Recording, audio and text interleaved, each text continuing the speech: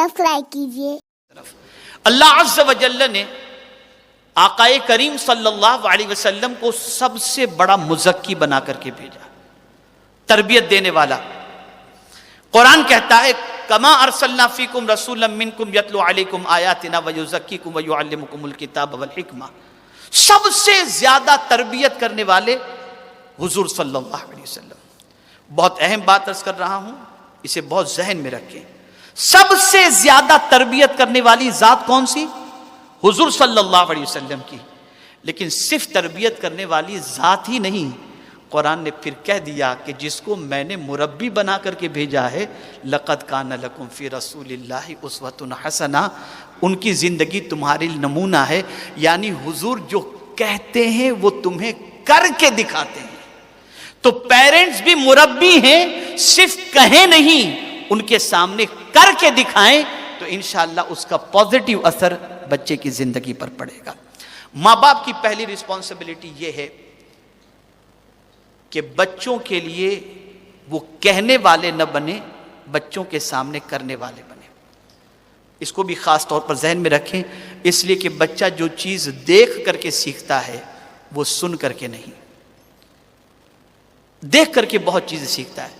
مجھے یاد ہے میں سینٹرل افریقہ گیا تھا، ہمارے ایک دوست تھے، ان کے گھر پر بیٹھا ہوا تھا، ان کی سگریٹ کی بہت عادت تھی۔ تو ٹیبل پر اتفاق سے لائٹر اور سگریٹ پڑی ہوئی تھی، اور وہ بات کرتے کرتے انہوں نے مجھ سے کہا کہ میں ابھی حاضر ہوتا ہوں۔ یہ کہہ کر وہ اٹھ کر کے گئے۔ جیسے گئے ان کا 3 سال کا چھوٹا سا بچہ آیا، اس نے سگریٹ کا باکس کھولا، اس میں سے سگریٹ نکالا اور وہ لائٹر کو ہاتھ میں لے کر، اسی وقت میرے ذہن میں آیا کہ اس نے اپنے باپ کو کئی مرتبہ یہ کرتے دیکھا ہوگا، تو آج یہ وہ کر رہا ہے۔ اسے سکھانے کی ضرورت نہیں پڑی، اسے کسی نے کہا نہیں کہ بیٹے تو یہ کر، لیکن اس نے اپنے اپنے باپ کو یہ کرتے دیکھا تھا تو اس نے یہ کیا۔ اس لیے اگر ہم چاہتے ہیں کہ ہمارا بچہ ہماری آنکھوں کی ٹھنڈک بنے تو قرآن نے جو فارمولا دیا ہے کہ قو انفسکم، پہلے اپنے آپ کو جہنم سے بچاؤ اور پھر اپنے اہل و عیال کو جہنم سے بچاؤ، تو پہلے کریکشن ہمیں خود کا کرنا ہوگا اور ہم پرفیکٹ ہو کر اپنے بچے کی تربیت کی طرف بڑھیں۔ سیکنڈ تھنگ، اپنے بچے کے دل کے اندر نماز کی عظمت کو بٹھائیں، اور اس نماز کی عادت کو دلانے کے لیے، اس کا پابند بنانے کے لیے تاریخ میں ہمارے سامنے بہت سارے واقعات موجود ہیں۔ بابا فرید الدین گنج شکر رحمۃ اللہ تعالی علیہ کا واقعہ ہمارے سامنے ہے کہ حضرت بابا فرید ننھے سے تھے، ماں نے چاہا میرا بیٹا نمازی بن جائے، تو چھوٹے بچے ہوتے ہیں ان کو سویٹ سے بہت زیادہ محبت ہوتی ہے، تو ظاہر سی بات ہے کہ انہوں نے اپنی ماں سے کہا ماں میں اگر نماز پڑھوں گا تو مجھے کیا ملے گا؟ تو ماں نے کہا بیٹے تجھے شکر ملے گی، اور پھر ان کو لے جا کر وضو کروایا، اور جیسے وضو کرنے میں مصروف ہوئے، ماں مصلی کے نیچے جا کر کے شکر کی پڑیاں رکھ دیتی۔ اب وہ نماز پڑھ کر کے مصلی ہٹاتے، نیچے سے شکر ملتی تو شکر کھا لیتے تھے۔ اس طرح سے 5 وقت کا نمازی ماں نے بنایا، جب وہ وضو کے لیے جاتے ماں مصلی کے نیچے شکر رکھ دیتی۔ زندگی ایسے گزرتی رہی، تھوڑے سے بڑے ہو گئے، اتفاق سے دوستوں کے ساتھ کہیں کھیلنے کے لیے گئے، اور نماز کا وقت ہوا، خیال آیا نماز کا، مصلی بچھایا انہوں نے۔ دوستوں نے کہا کہ آج تم مصلی بچھا رہے ہو، نماز پڑھو گے؟ کہاں تم کو نہیں معلوم نماز پڑھتے ہو تو مصلی کے نیچے سے شکر ملتی ہے۔ اب ماں کو خیال آیا کہ نماز کا وقت تو ہو چکا ہے، اب میرا بیٹا جہاں بھی ہوگا نماز پڑھے گا، تو آج اس کے مصلی کے نیچے میں تو شکر نہیں رکھوں گی، اور اگر آج میں نے شکر نہیں رکھی اور میرے بچے کو شکر نہیں ملے گی تو بھرم ٹوٹ جائے گا۔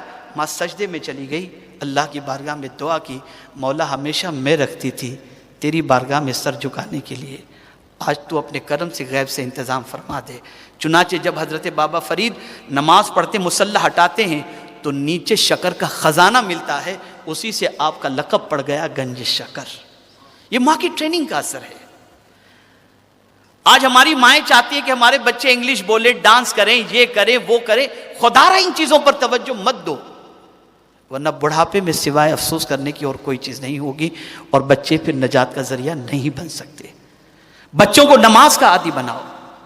جانتے حضرت عیسیٰ علیہ السلام کے دور کا واقعہ ہے، ایک بچہ، بلکہ ایک شخص بہت ہی گنہگار اور سیاکار تھا، اس کی بیوی امید سے تھی، وہ مرنے سے پہلے اپنی بیوی کو وصیت کرتا ہے کہ میری بیوی تیرے شکم میں جو بچہ پرورش پا رہا ہے، جب وہ پیدا ہو اور کچھ چلنے کے لائق اور بولنے کے لائق ہو جائے تو اسے قرآن شریف، اسے دین کی تعلیم دینا، اسے اللہ کی کتاب سکھانا۔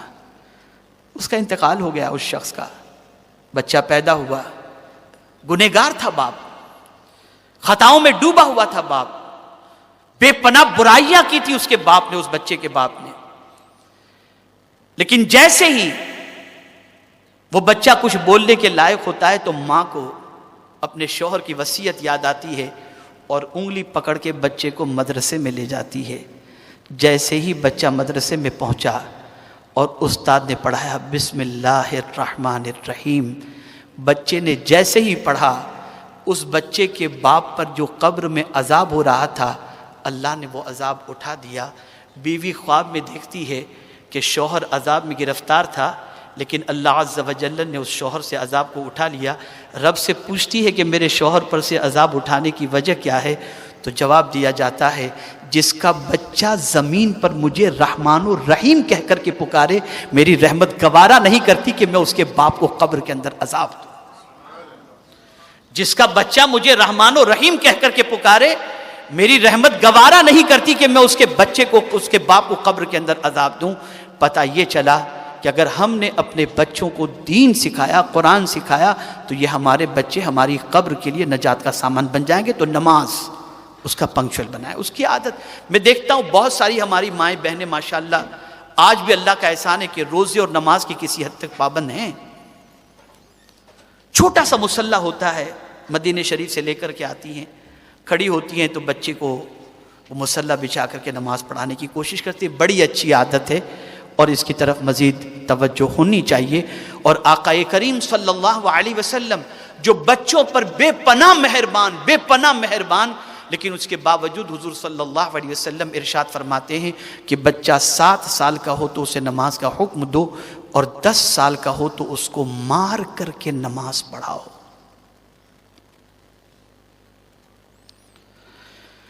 آقا کریم صلی اللہ علیہ وسلم جب نماز پڑھاتے اور پیچھے بچے صف کے اندر بچوں کے رونے کی آواز آتی تو حضور صلی اللہ علیہ وسلم نماز کو شارٹ کر لیتے تاکہ وہ بچے چپ ہو جائے اور ماؤں سے بچے مل کر کے ان کا رونا بند ہو جائے۔ اتنا پیار کرنے والے حضور بچوں سے، لیکن 10 سال کی عمر میں بچہ نہ پڑھے تو حضور فرماتے مار کر نماز پڑھاؤ۔ اس کی وجہ کیا ہے؟ تو شیخ عبدالحق محدث دہلوی رحمۃ اللہ تعالی علیہ فرماتے ہیں کہ 10 سال کا جب بچہ ہوتا ہے تو اس کے اندر خواہش انگڑائیاں لیتی ہے، وہ بالغ ہونے کے قریب ہوتا ہے، اس کے دل و دماغ میں مختلف قسم کے خیالات، سوالات اور بہت ساری چیزیں اس کے دل و دماغ میں آتی ہیں۔ اب وہ قریب بالغ ہونے کے ہے، اب 10 سال کی عمر میں بالغ تو نہیں ہوا، لیکن تم نے اگر نماز کا پابند بنا دیا تو ان الصلاۃ تنہی عن الفحشاء والمنکر، کہ بے شک نماز بے حیائی اور بری باتوں سے روکتی ہے، تو تمہارے بچے کو تم نے بالغ ہونے سے پہلے برائی سے بچنے کا عادی بنا دیا ہے، علاج کر دیا تم نے۔ تو نماز کا پنکچوئل اسے بنائیں۔ ایک اور چیز جو بچوں کو سکھانے کی ہے وہ ہے سخاوت، دینے کی عادت۔ آقا کریم رؤوف الرحیم علیہ التحیۃ والتسلیم نے اس عادت کو بہت پسند فرمایا، اور سرکار صلی اللہ علیہ وسلم نے فرمایا بہترین ہاتھ وہ ہے جو دینے والا ہو، تو اپنے بچے کو دینے کی عادت ڈلوائیں۔ اپنے بچے کو کچھ رقم دے کوئی آئے تو ان کے ہاتھ سے، بچے کے ہاتھ سے دلوائیں، بچے سے ساری کام کروائیں، دینے کی عادت۔ تو بچہ بچپن سے دینے کا عادی بنے گا تو اس کی وجہ سے اللہ عز و جل ہمیشہ اس کو دینے والا ہی بنائے گا۔ اس کے سلسلے میں آپ کو بتاؤں، قرآن مقدس میں ہے حضرت خاتون جنت رضی اللہ تعالی عنہ کے دونوں لخت جگر حضرت امام حسن اور امام حسین رضی اللہ تعالی عنہما بیمار ہوئے۔ جب دونوں بیمار ہوئے تو انہوں نے نذر مانی کہ اللہ اگر میرے بیٹوں کو شفا عطا فرما دے تو ہم 3 روزے رکھیں گے۔ گھر کے اندر بمشکل تمام کچھ انتظام تھا یا انتظام کروایا گیا تھا جس کی وجہ سے چند روٹیاں ہی بن سکتی تھیں. روٹیاں بنی, افطار کے لیے دسترخوان پر بیٹھے. جیسے ہی دسترخوان پر بیٹھے افطار کے لیے, دروازے پر کسی نے آواز دی, مسکین ہوں, اللہ کے نام پر کچھ عطا کر دو. خاتون جنت نے ساری روٹیاں اٹھائیں اور اپنے بچوں سے کہا کہ سائل کو دے دو, اور آج پانی پی کر کے ہم افطار کر لیں گے. پانی پی کر انہوں نے افطار کر لیا. سیکنڈ افطار کا وقت آیا تو یتیم دروازے پر آئے, ہم یتیم اللہ کے نام پر کچھ دے دو. خاتون جنت نے بچوں سے کہا کہ یہ لو روٹیاں اٹھاؤ, ان کو دے دو, آج ہم پانی پی کر کے افطار کر لیں گے. تیسرے دن قیدی آئے, چھٹے ہوئے تھے, اور انہوں نے آ کر کے کہا کہ ہم بھوکے ہیں, اللہ کے نام پر کچھ دے دو. انہوں نے اٹھا کر کے وہ اپنے بچوں کے ذریعے ان کو دلوا دیا. آپ جانتے ہیں میرے پیارے آقا صلی اللہ علیہ وسلم کے پیارے دیوانوں, ان کی یہ ادا اللہ کو اتنی پسند آئی کہ اللہ نے قرآن مقدس کے اندر آیے کریمہ نازل فرما دی, وَيُطْعِمُونَ الطَّعَامَ عَلَىٰ حُبِّهِ مِسْكِينًا وَيَتِيمًا وَأَسِيرًا. اور جب وہ سارے لینے والے یہ کہتے ہیں کہ اللہ آپ کو جزائے خیر عطا فرمائے, تو پھر خاتون جنت کہتے ہیں انما نطعمکم لوجہ اللہ لا نرید منکم جزاء ولا شکورا. ہم نے تمہیں یہ جو دیا ہے اس کے بدلے میں ہمیں کوئی چیز تم سے نہیں چاہیے, نہ تھینکس چاہیے نہ کچھ, ہم نے تو یہ سب کچھ اللہ کے لیے کیا ہے. تو سخاوت اپنے بچوں کے اندر, سخاوت اپنے بچوں کے اندر پیدا کرنے کی کوشش کی جائے, ان کو ہمیشہ دینے والا بنایا جائے, ان کی یہ عادت رکھی جائے. اور اس میں سب سے اہم چیز یہ ہے کہ صبح کے وقت جب بچے اسکول کے لیے یا صبح کے وقت بچے کاروبار کے لیے جب جاتے ہوں, بڑے ہو چکے ہوں اور دکان کے لیے جا رہے ہوں, یا بچے اسکول جا رہے ہوں, تو یہ عادت ان کی بنائی جائے کہ بچے کو 10 روپیہ 5 روپیہ ایکسٹرا دیا جائے کہ بیٹے راستے میں کوئی فقیر ملے تو ذرا تم اس کو دے کر کے جانا. یہ بچپن ہی سے عادت بنائی جائے. اس کا فائدہ یہ ہوگا, اب آپ دیکھیں سخاوت کا فائدہ. آقا کریم صلی اللہ تعالی علیہ وسلم ارشاد فرماتے ہیں کہ اللہ رب العزت جل جلالہ سخاوت کرنے والے, صدقہ کرنے والے جو ہے اس کو بری موت سے بچا لیتا ہے. تو اب ان کی آپ نے موت بھی اچھی کر دی, ان کی زندگی بھی. اب یہاں مجھے ایک اور بات یاد آ گئی, شاید ذہن سے نہ نکل جائے, اس کے لیے میں ضمن عرض کر دوں. ہم میں کی جو ایج کے لوگ ہیں, جیسے ہمارے یوسف بھائی ہیں, ہم جو ایج ہیں بلبل باغ مدینہ ہیں, ہم سب اس ایج کے سوچتے ہیں کہ ہمارے مرنے کے بعد ہماری اولاد کا کیا ہوگا. ایک ذہن میں ہوتا ہے, اس کے لیے ہم پلاننگ کرتے ہیں, سب کچھ کرتے ہیں. اس ایج میں پہنچنے کے بعد آدمی سوچتا ہے کہ ہمارے بعد ہماری اولاد کا کیا ہوگا. ایک مفکر کا بڑا پیارا قول ہے, اگر آپ اسے غور سے سنیں گے اور اسے دل میں بٹھا لیں گے تو شاید یہ بات بہت مفید آپ کے لیے ثابت ہوگی.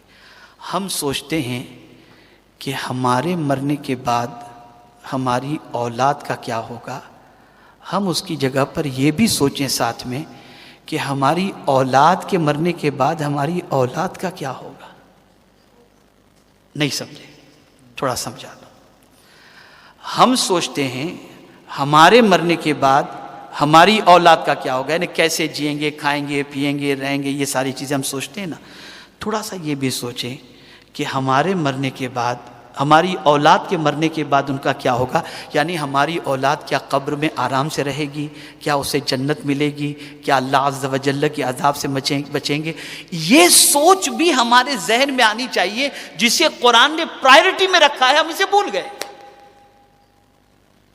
ہم نے دنیا کی سوچ تو رکھی کہ مرنے کے بعد ہماری اولاد کا کیا ہوگا, ہم نے بنگلہ بنا دیا, ہم نے دکان دلا دی, ہم نے گاڑیاں دلا دی, بینک بیلنس کر دیا, یہ تو ہم نے سوچا. لیکن ہماری اولاد مرے گی تو اسے جنت ملے گی یا نہیں ملے گی, ہم نے اس کی فکر نہیں کی. جو ہمارے لیے بنیادی ہے, قرآن نے جس کے حوالے سے کہا قو انفسکم و اہلیکم نارا, اپنے آپ کو اور اپنے اہل و عیال کو جہنم کی آگ سے بچاؤ. ہماری ویڈیو کو لائک شیئر ضرور کریے.